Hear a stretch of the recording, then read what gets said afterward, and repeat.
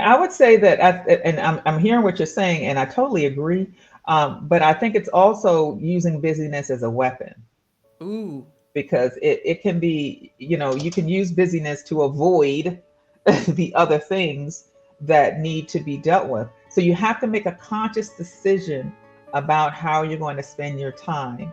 And hmm, then you also got to sometimes self-evaluate. You got to look back on, well, why did I handle things that way, and what could I've done differently, and things of that nature. So you have to also constantly be checking in on yourself, because it's really easy to look outward than it is to look inward.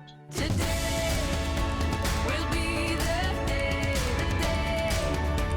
it all will change. welcome to the Andrea Engstrom Show for bold women in business. We are passionate about helping you break through to your next level of abundance, success, and freedom so that you can create the life you desire and inspire others to do the same. I'm your host, Andrea Engstrom, and I'm here with my gorgeous co host, Brenda STROUD. Hey, Brenda. Hey, girl. Hey. Hey. Well, on today's show, we're going to talk about some of the biggest mistakes that entrepreneurs make. And sisters, we are talking from personal experience. And so if you feel called out today, we just want you to know that this is from mistakes that we have made, not pointing or calling anybody else out. We just want you to learn from what we have learned and be able to do better. All right. So let's dig in today. Brenda, what are some of the mistakes that you see entrepreneurs making, but maybe also come from a place of personal experience? Yeah, I think one of the biggest things that I've observed with other people, as well as with myself, I challenge myself in this area as well, is being a very good communicator. Yes. So it's not even always about having all the answers, or everything being done correctly, as much as it is being able to communicate with people that you're in partnership with. As an entrepreneur, you partner with a lot of people, even though you may not call it a partnership. It is a partnership. When you decide that you're going to do a project, and you are borrowing funds from someone else, you're establishing a partnership. When you're hiring a contractor, you're establishing a partnership. So I think that what ends up happening, especially early on when you're a new entrepreneur, if you're not thinking of it in that fashion, then you may bring to the table some of the habits that you have in your everyday life, such Yes. as not effectively communicating with people, or not being able to have the tough conversations. That can be difficult across the board. So for me, I think very early on, I had to understand the importance of communication. And even when it hurts, even when it's not great news, even when it's not exactly the way you thought it was going to be, you still have to make a conscious effort to communicate. When you don't do that, that leads to failure. It can add to your stress, and it can also add to a destruction of a what could be a healthy relationship or partnership.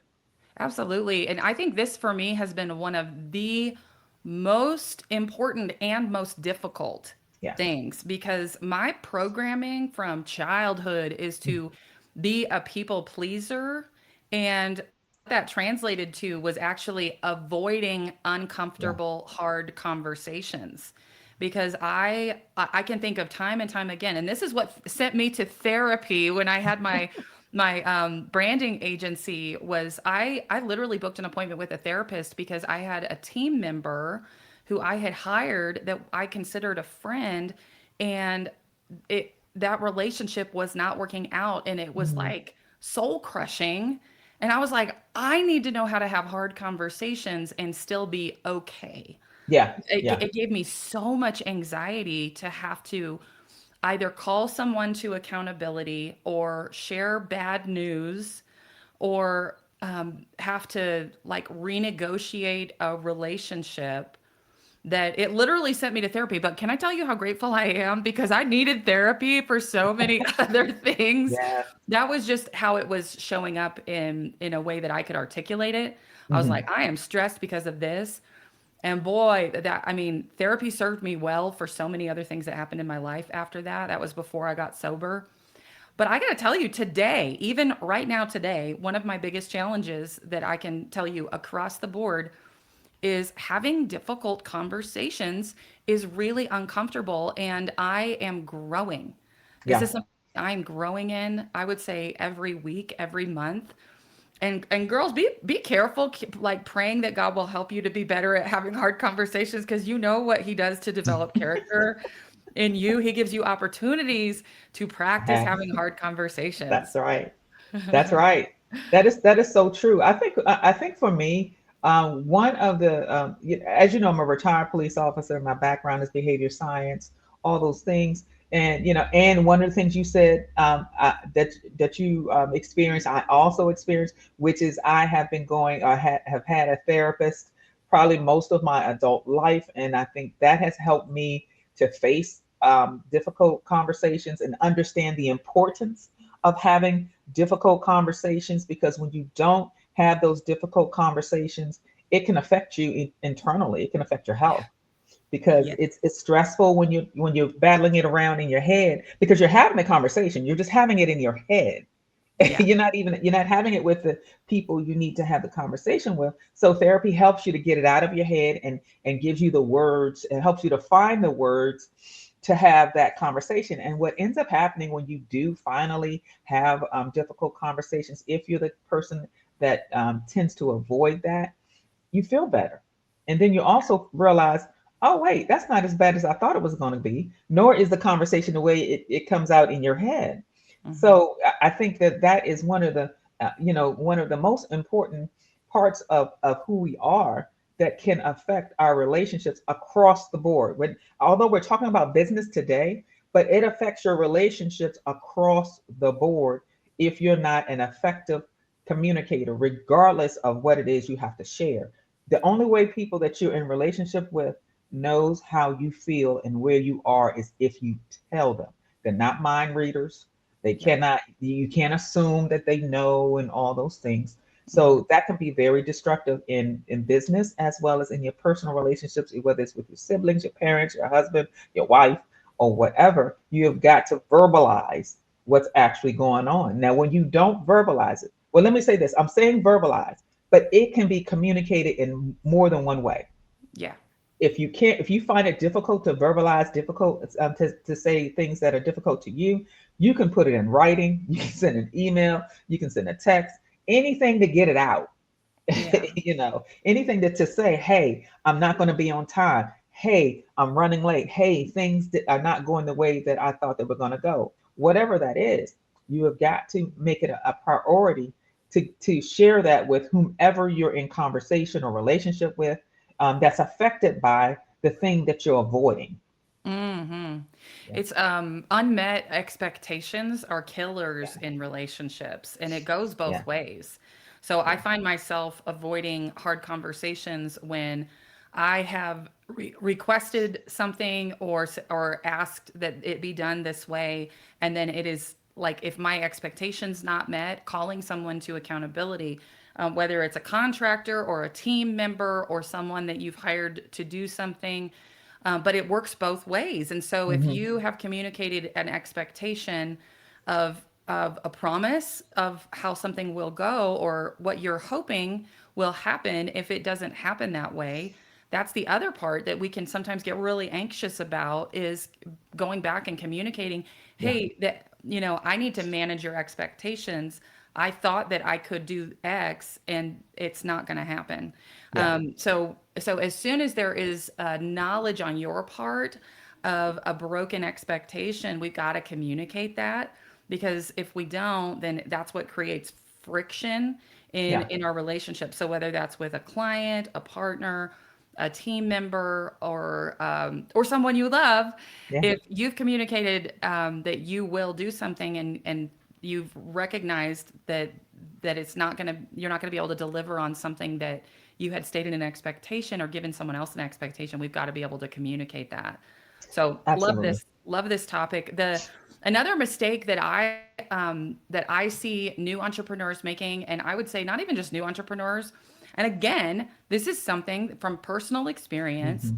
that I have dealt with over and over again. So please learn from my mistakes as well.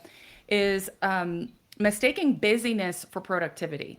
And yeah, Oh, we love to like hang our worth on being busy. Like, how you doing, Brenda? Oh, girl, I'm so busy, right? and we'll Yeah. wear that almost like a badge of honor.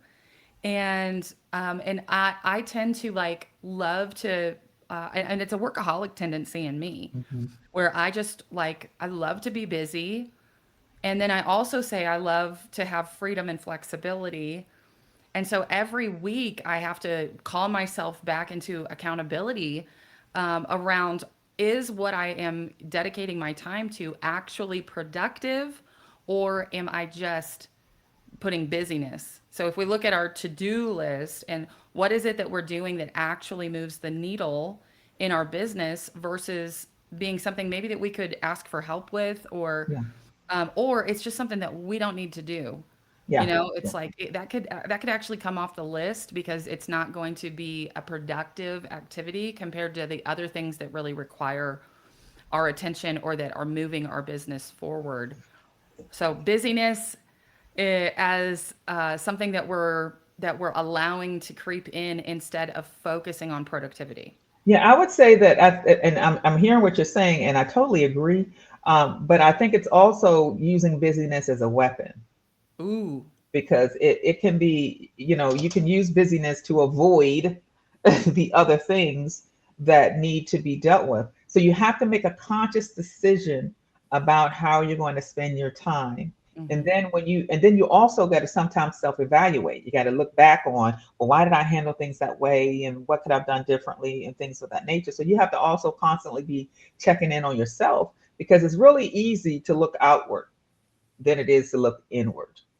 yeah. So if you find yourself being really, really, thinking you busy, and then you look back over your time and you realize I really haven't gotten anything done, then you Mm, have to evaluate what's really going on, yeah. with yourself, because a lot of times you'll see, okay, I'm leaning more on this side of what's going on because I'm trying to avoid what's going on this side.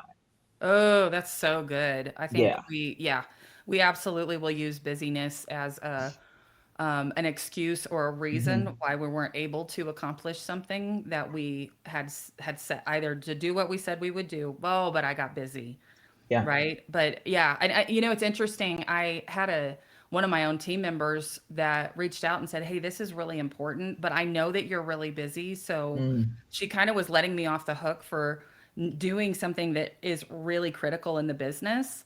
And I was like, "No, no, no. I'm not going to be too busy to do the thing that is most important." And so please don't so what I've learned is that I'm kind of teaching my team not to bring important things to me because Right. I wear this badge of busyness some Yeah. days. Yeah. And so that's a learning for me too, is that I need to be really clear with my team on what my priorities actually are so that they don't think that my busyness is a reason why I can't actually like lean in on something that moves the needle in the business. And so like teaching people how to treat you and knowing what your actual priorities are, because what I'm learning is that what they're picking up from me is that I'm too busy to handle something that's really actually important, and to like, oh, don't bother Andrea with really important things sometimes. And I'm like, no, no, no, please bring that to me. And thank you for protecting my time. But I need to be really clear about what are the most productive things that happen in our business and what you need to like call me to accountability on. Cause and I'm Right. thinking about my project manager on Yeah. my team who wants to protect my time, but also is like, hey, you're so busy that I don't think that you're like, great idea for a project, but I don't think that I don't know that you're going to be able to find the time to do that. And I'm like, no, that's like a main priority type of activity. So we've got to Yeah. communicate those things with people too, that like, no, this is really high priority. Yeah. And I think you have to be, you even got to be careful with that. When you have people that come to you, this is the way I interpret it. When people come to you and they say something like, well, I didn't think this was as important as what you have, or whatever. That's them minimizing themselves too. Yeah. So in the value of what they have to share. So Mhm. then it's incumbent upon you or whoever is receiving that type of communication from someone to remind them, no, what you're thinking and what you need is just as important as what anyone else is bringing to the table, or even what I have going on. So as we're challenging ourselves and dealing with one part of our personality that tends to function in a certain way, you're also interacting with people who may have other things that function in a way that does not honor them, and it does That's not such. honor their, Mhm. their value in that conversation. So you even in when you hear that, it's like, okay, wait, I need to stop for a second, because I am in relationship with this person, Mhm. and what they're thinking and what they have to say is just as important as what I have to say, because that what they're holding back may be just what I need Yeah. in order to make sure I can now fulfill what their expectations. Hmm. So That's understanding like this is really important, I need this done now, and hearing that also could be what puts the biggest push behind you. Like, okay, let me see what I can do. What other option do I have, or whatever that is, or hmm I just need to hear this as motivation, or they haven't given up on me because they're now taking the time to hmm have this conversation. So I don't want to give up on them. So it's really, communication is, it does definitely go both ways. Yeah. You can actually sit in both sides if you are intentional about that. When people say put yourself in their shoes, that's Uh-huh. a conscious effort to try and put yourself in someone else's shoes in order to really give a good understanding from both perspectives. It's not just about what I think. It's not just about Yeah. what you think. It's about what the other person thinks as well, and giving and bringing value to it yourself. hmm Yeah. hmm I think another, like talking about busyness, I think another mistake that I've made, and I know that I see others making, is trying to start too many projects all at Mm, once. yeah. And I know, like looking back when I started my real estate investing business, it was how quickly can I get 10 properties? Right. And so I That was the got magic 10 prop number. oh, a magic number is like Yeah. if and so I got 10 properties in my first 6 months as a real estate investor, and can I tell you, I was not equipped to flip 10 properties at the same time. And Hmm. so I spaced them out just a little bit, but I way overestimated what it would take to actually complete those projects. Yeah. And I have this tendency to, I think, sometimes be overconfident in not just my capacity, but it's not, when you're doing something like that, it's not just your capacity, it's your contractor's capacity. It's Yeah. the people that you're counting on to help you actually complete it. And so even if I had the capacity to juggle the financing and juggle the administrative part of it, that doesn't mean that I hadn't built the strong enough team to be able to actually complete all those things in the time frame that I was hoping that I would be able to. And so I was probably overconfident or naive in my own Yeah. personal Yeah. capacity or abilities, but did not count the cost when it comes to the people that I had to count on in order to do those things. And if I had to show up and get new team in place, get like figure out and problem solve, like I think I had this idea that like everything would go totally smoothly. It's going to be great. It's going to be fine. And I hadn't I didn't have the experience yet to know like what happens when it doesn't work out the way that you hope that it would, Right. to be able to pivot. And I remember calling you crying, I don't know what to do. We've all had those crying phone calls. I Oh mean, yeah. I think part of what you're sharing about the magic number of 10, see, it's one thing when someone is communicating that with you and that's just a goal. Yeah. It's another thing if you happen to be one of those people that is able to actually get there quickly, Yeah. and then you don't have the information that goes behind that. Once you Yeah. get there, how do you manage it? What does it look like? I mean, my story is similar to yours from that standpoint. At the time, probably now about 5 years ago, at the time, you know, we did the same thing. We went out. We were both in markets where we could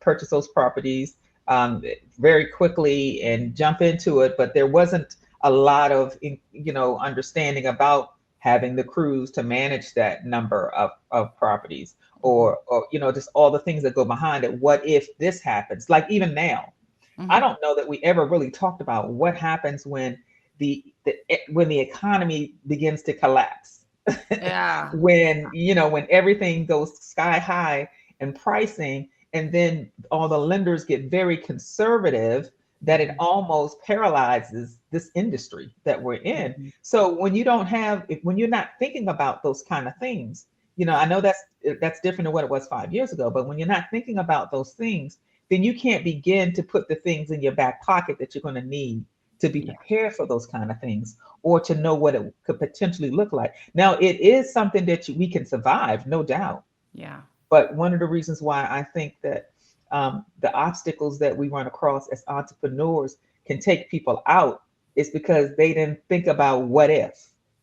Yeah. What will I do if this happens? What will I do if that happens? Now, the one thing I will say, that you and I were fortunate because we were a part of a group of women that Mhm. met weekly, and we were able to kind of dive into that what if, Yeah. because someone else may have dealt with it, or we knew, we weren't afraid to ask the question.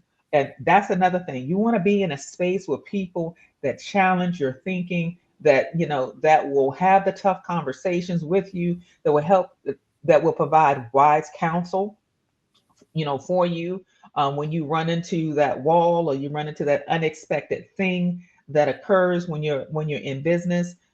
You need someone that's not going to tell you what you want to hear, but you Yeah. need someone or a group of people that will challenge you, that will encourage you to do the difficult things, because once you get on the other side of the difficult things, you're better for it.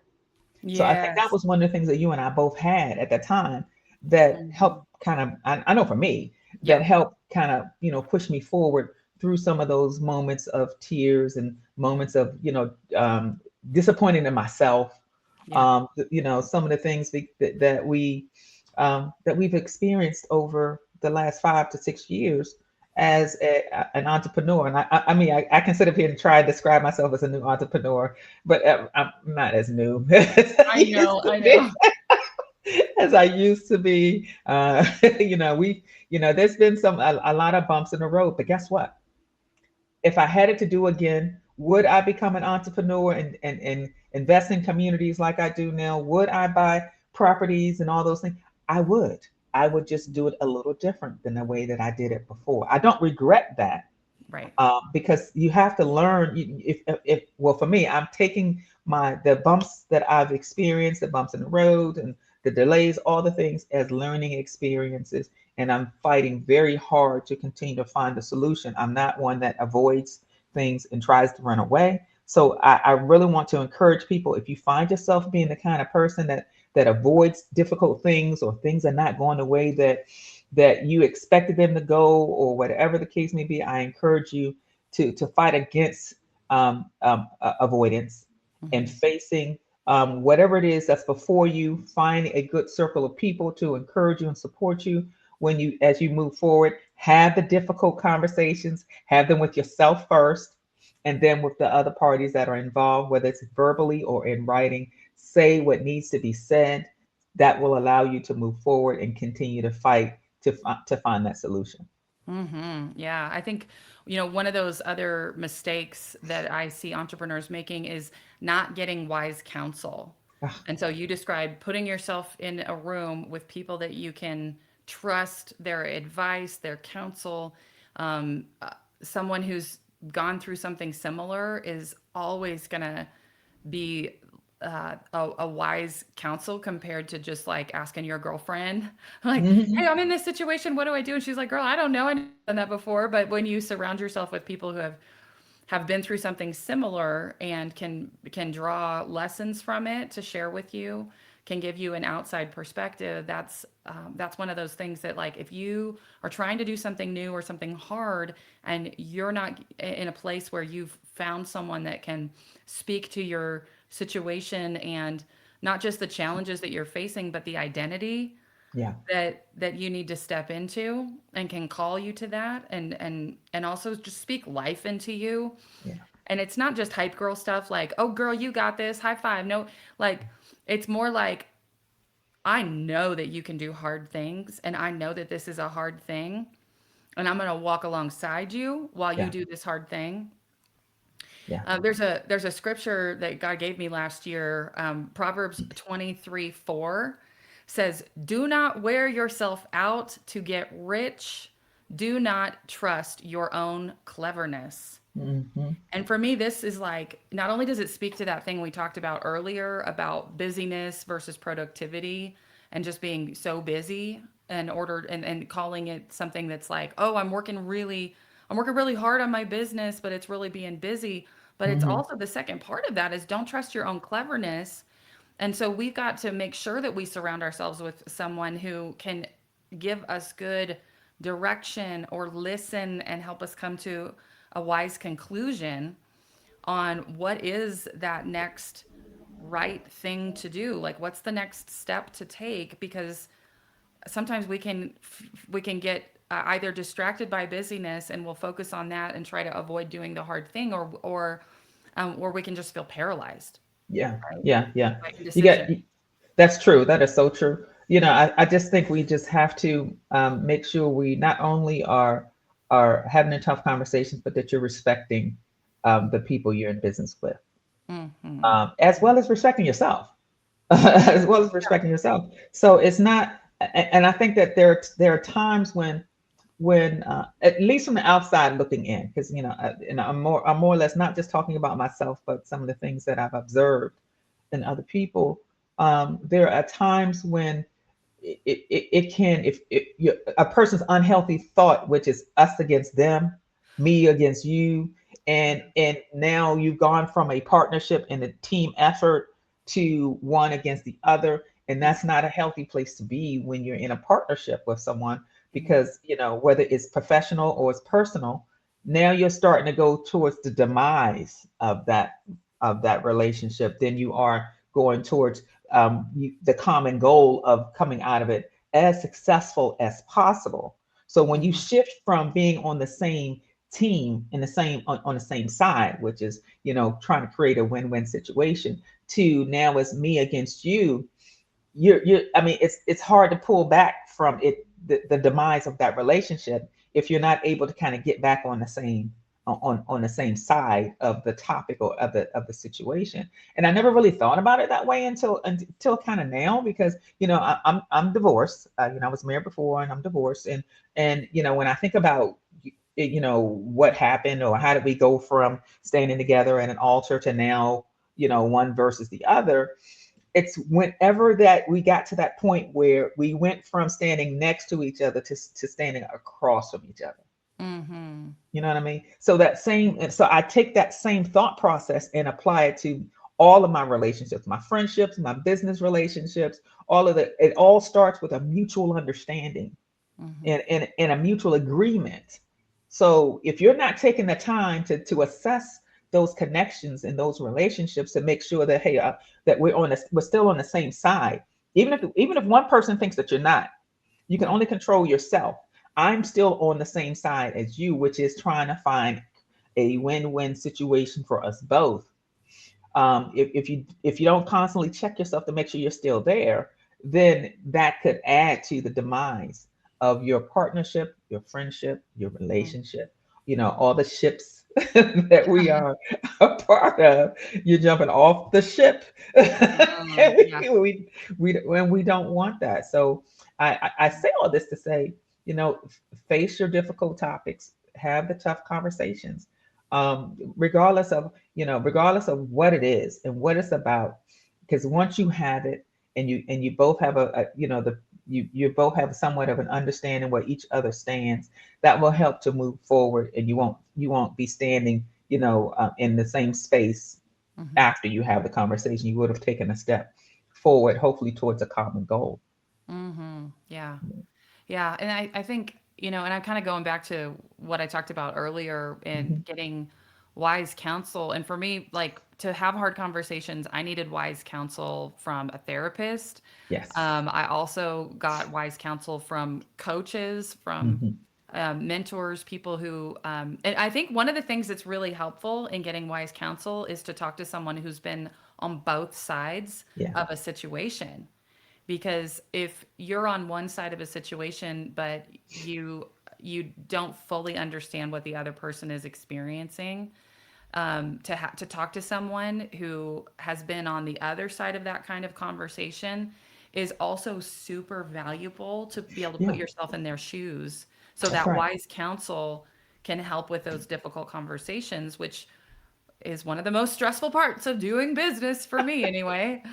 Yes, absolutely. Because when you put yourself on both sides, and like you said, when you have wise counsel, they can also guide you as to you know recognizing that the person that you need to have the conversation with may not know what's going on with you because you're not telling them. Hmm. And if when you communicate with other people, when you finally communicate, they then can put themselves in your shoes the same way you need to put yourself in their shoes. So you got to give them the opportunity to meet you where you are, the Hmm. same way you need to meet them where they are. And sometimes that is with the help of a therapist or a wise counsel, someone who's been there, or just a wise person in your life. Maybe they don't have business experience, but you know them well enough to know that they're very wise people. Yeah. Because a lot of times people will say, "Oh, I don't know anybody that's an entrepreneur. I'm the only entrepreneur in my family," or whatever the case may be. But I'm almost 100% certain that there are other wise people in your life that that can kind of give you general idea of how to move forward and go past that obstacle of whatever it is that's Hmm. preventing you from being open and honest with the people that you're in partnership, relationship, or friendship with, so that you can find a happy medium. You got to make a conscious decision. It's not just going to happen. Yeah. Sometimes people think, oh, it just will work itself out. That's not real. It doesn't just work itself out. Someone has to take the lead and make a conscious decision. I remember, I think I shared with you before that I was a teenage mom, and I had my son as soon as right after I graduated from high school. And his father was young, I was young, and in that moment, I had this conversation, and I can only say it was the grace of God. But in that moment, I had a thought process, and I had a conversation with God, and basically what I told myself, or what God told me, was that someone's going to have to take the lead, and someone's going to have to be the bigger person, and it needs to be you, is what I heard. So, in that, I had to make a conscious decision to continue to show up as a parent that is welcoming of the other parent, because my ultimate goal was to provide a healthy environment for my son.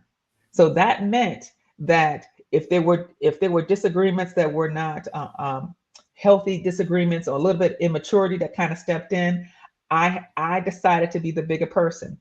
I decided that the ultimate goal was to get to a place of, again, that win-win situation. Hmm. So I took that philosophy and drop it over here in a business relationship. I have to make a decision to be the person who's going to have the tough conversations, who's going to be the one that's going to make the difficult decisions, who's going to acknowledge this is not working, so I need to pivot to this.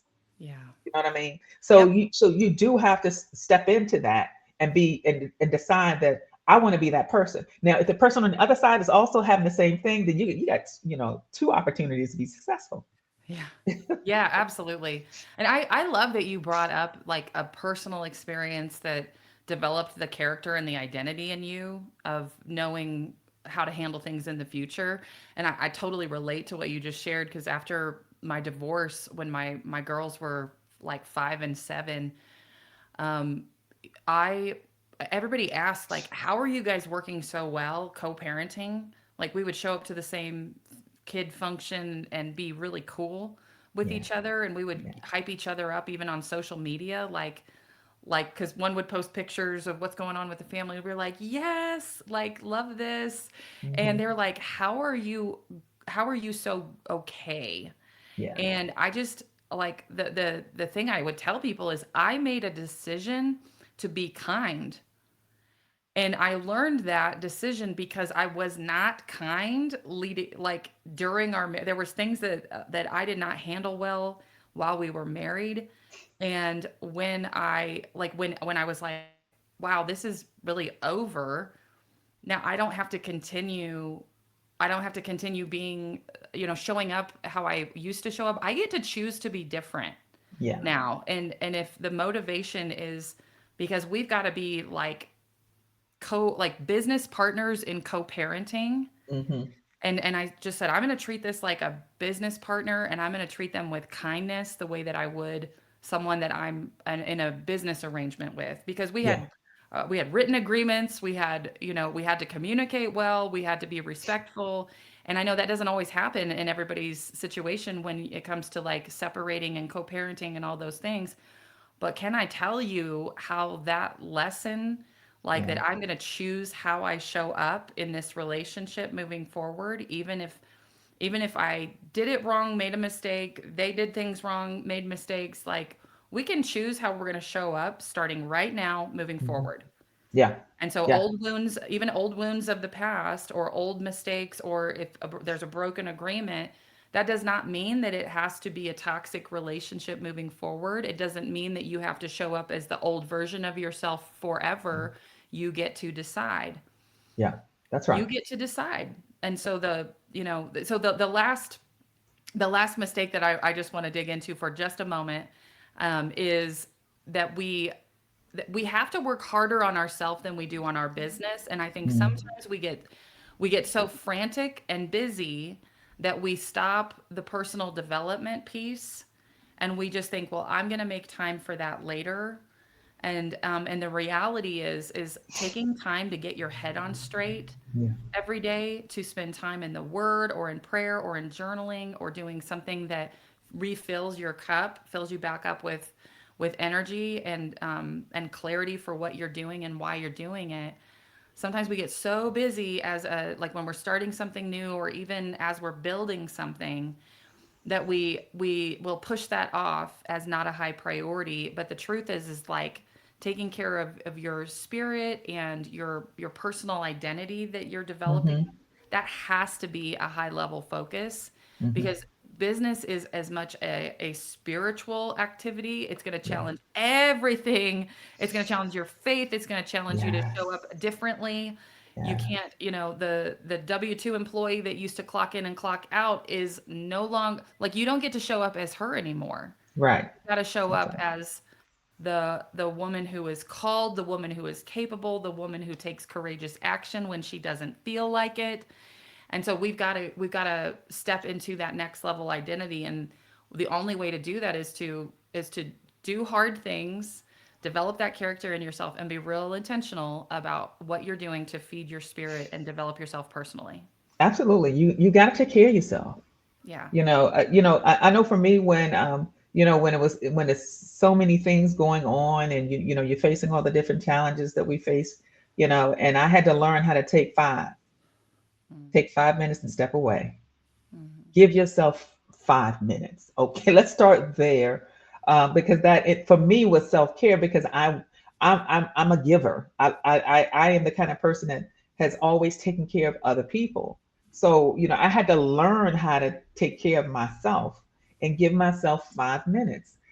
So if something presents itself, to me in a fashion where in a tough conversation, a tough message, or tough whatever presents itself, I give myself permission. Take 5 minutes, get yourself together. And it's not literally 5 minutes. Sometimes it's more than that. You deal with it tomorrow. Give yourself a good night's sleep so that you can be your best self when you have this conversation, or when you respond to whatever it is. That is an effort for me to take care of myself. So similar to what you're describing, I don't journalize, but Mm-hmm. I do constantly sit down and have conversations with myself, you know, quite often, because one of the things that I deal with, and I have to be very careful about, is that I deal with depression. Mm-hmm. And I've probably had depression off and on my entire adult life. It is one of the symptoms of my illness, which is scleroderma. So because I am aware of that, I have to make conscious decision. That might mean that, okay, in order to not fall into depression, give yourself 5 minutes, get yourself together, breathe, um, let it go for 5 minutes, then jump back in. I can disengage, but I can re-engage. I am not one that disappears. So you have to know what you know about yourself. Yeah.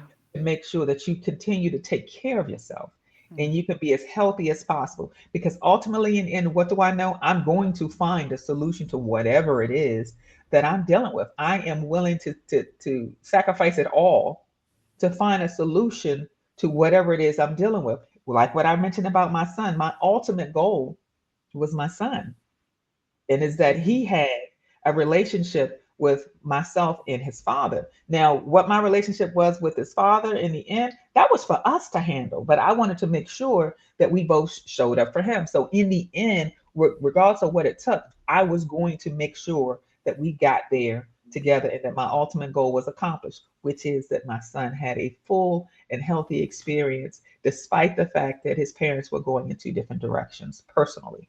So the Yeah. same thing, take that same thing and apply it to my business relationship and my even my friendships.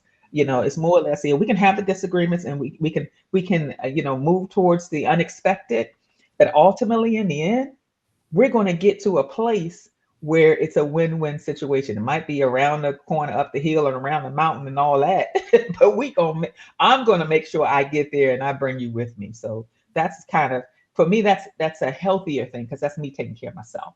At the same time that I'm trying to take care of them as well, I still have that part of me that takes care of other people, but I also have to take care of myself because without me, I can't then bring the solution to the table if I'm not present. So I got to Mhm. be present mentally, emotionally, and physically. Yeah. So good. So good. Well, Brenda, we like to challenge our listeners to do something to take bold action. And so I want to speak today to the woman who is maybe feeling like she's in the thick of it. Mm. She's like, I am making all the mistakes and I'm on the struggle bus and trying to figure things out. So, what is one thing that you would encourage a gal who feels like she's right in the thick of it in her business? What would you do to challenge her to take bold action this week? I probably would say that one thing that you keep pushing off, that you keep avoiding, I would deal with it. I would have the Mhm. conversation. I would write the note. If you can't verbally have the conversation, write the email. Or I would say face that one thing. And Yeah. then once you face that one thing, it would definitely lift a load off of you and make it possible for you to face what else is on the Mhm. table. So I would say have the tough conversation first with yourself and then with whoever that other party is, either verbally or in writing. Start Mhm. there. Yeah, that's so good. Yeah, Mhm. do the one thing that you've been pushing off because that is the thing that is sapping your emotional and mental energy. And so Yes. deal with the hard conversations. That's so good. All right, Yes. Brenda, thank you so much. Today was an amazing conversation. How can our Yeah. listeners connect with you if they'd like to reach out to you after today's podcast? You can reach me on my website at brendastroud.com. You can also reach me on the socials, Facebook, Instagram, with my using my name, and you can also DM me if you want to have a conversation with me. You can DM me or just let me know that that's what you're interested in, and I'll get on the phone with you, girl. So let's figure it out. Yeah, thank you so much. That's beautiful. Welcome. And sisters, if you're looking for clarity in your next step in your business, then I want to encourage you. I host workshops. You can find my next workshop on andreaengstrom.com. And I love helping women figure out what their next step is. And one of the ways I do that is helping people figure out what their niche is. And so if as we're talking on these podcasts, if you hear something that resonates with you around the idea of helping or being a mentor to others, we talked about you got to have a mentor. But if you're thinking like I think I am a mentor, then I want to help you explore that. So you can grab a spot in my next workshop at andreaengstrom.com. Well, Brenda, thank you again for the conversation today. I invited you to be my co-host because you're so wise and you're Oh, fun. thank I you. love talking to you every week, but I feel like you always bring such a fresh approach to wisdom with vulnerability. So I want to thank you especially for that today.